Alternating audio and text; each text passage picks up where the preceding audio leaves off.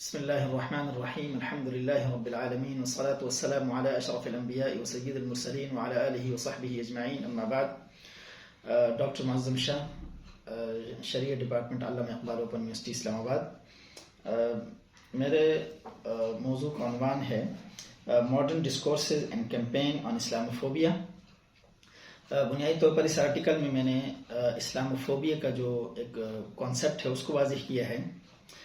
جس میں بنیادی طور پر دو چیزیں ہیں کہ اسلاموفوبیا کہتے کس کو ہیں. تو اس میں دو بنیادی عنصر ہیں. ایک ہے کہ اسلام کے خلاف ایک خوف کی فضا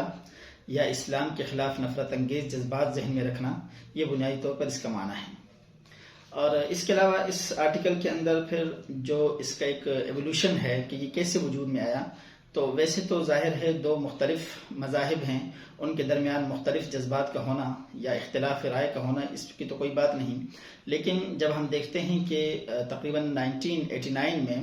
جب پوری دنیا سے مختلف لوگ یورپ کی طرف ان کے مائیگریشن کی جو ایک وہ ہے پرسنٹیج وہ زیادہ ہوئی اور زیادہ لوگوں نے وہاں ہجرت کی، تو اس کے نتیجے میں ایک نیشن سٹیٹ کا وجود سامنے آیا اور قومی ریاستیں وجود میں آ گئیں. ان قومی ریاستوں کے اندر مختلف اقوام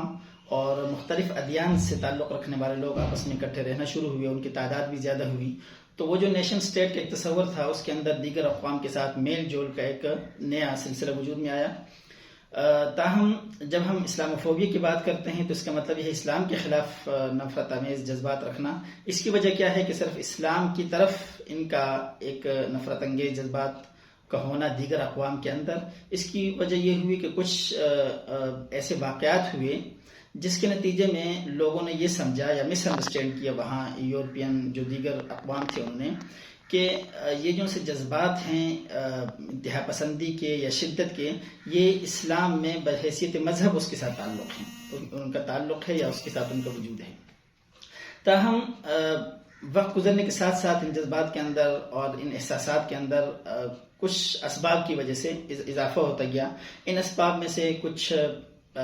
مطلب مسلمانوں کی طرف سے بھی ہو سکتے ہیں، کہیں مس انڈرسٹینڈنگ ہے، کہیں لوگوں نے درست طریقے سے اسلام کا تصور پیش نہیں کیا، اور کہیں جزوی واقعات کو اسلام کے کلی تصور کے ساتھ اس کو ایک نتھی کیا گیا، جس کے نتیجے میں یہ جذبات زیادہ ہوتے گئے. 9/11 کے بعد پھر یہ معاملات پیک تک پہنچ گئے اور یورپ کے اندر مسلمانوں کے خلاف ایک مستقل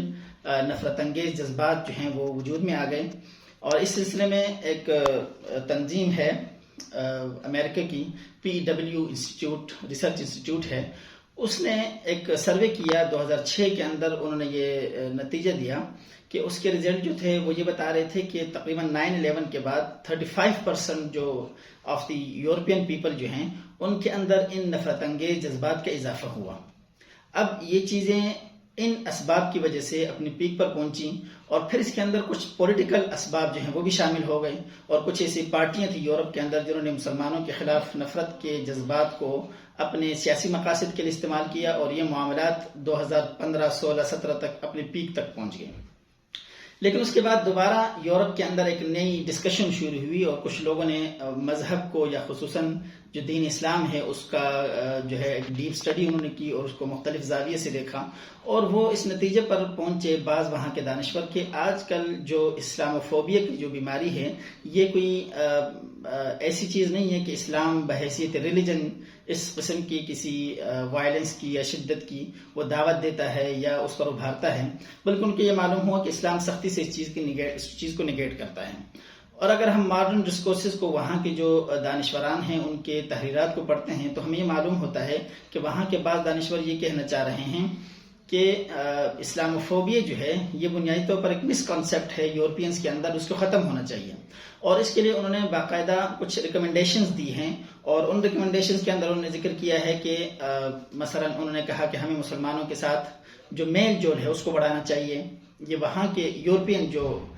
دانشور ہیں وہ یہ کہہ رہے ہیں. اور ان میں سے بعض نے یہ ریکمنڈیشن دی کہ ہمیں مسلمانوں کو اپنے میڈیا کے اندر ایک باقاعدہ ان کو ایک اس کا حصہ بنانا چاہیے میڈیا کا، اور یہ نہیں کہ صرف جب کوئی ایشو اٹھے مثلا اسلاموفوبیا کے خلاف تو تب ہی ان لوگوں کو اس میں شامل کیا جائے مسلمانوں کو، بلکہ ان کو مستقل ایک پارٹ آف میڈیا بنایا جائے تاکہ عام جو ماڈرن ایشوز ہیں اس پر بھی ان سے رائے لی جائے.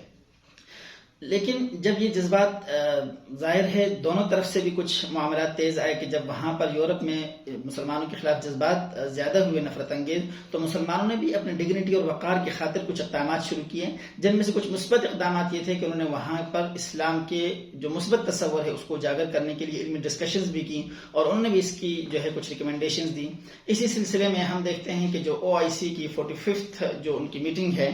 جو بنگلہ دیش میں ہوئی فارن منسٹریز کے لیول پر، تو انہوں نے بھی یہی نتیجہ نکالا ہے کہ بنیادی طور پر اب جو ہے وہاں پر ایسے نئے ڈسکورسز وجود میں آ رہے ہیں، اور وہاں یورپین ایسے لوگ ہیں جو یہ چاہتے ہیں کہ اسلام کا جو اصل تصور ہے اس کو سامنے لایا جائے، اور اس قسم کے جو نفرت انگیز جذبات ہیں اس کو ختم کیا جائے جو کہ کسی حقیقت پر مبنی نہیں ہے۔ تو اس کے لیے انہوں نے جو ریکمنڈیشن دی ہے، ان ریکمنڈیشنز کے اندر بھی یہ کہا ہے کہ میڈیا میں کردار ہونا چاہیے مسلمانوں کا، اور اس کے علاوہ جو علمی ڈسکشنز ہیں، جو آرٹیکلز ہیں اس سلسلے میں، جو پبلک کے اندر اویئرنیس پھیلانی چاہیے کہ اسلام کا اصل اور جو ان کا جو بنیادی پیغام ہے وہ کیا ہے۔ اور اس کے لیے سب سے زیادہ ذمہ داری جو ہے آج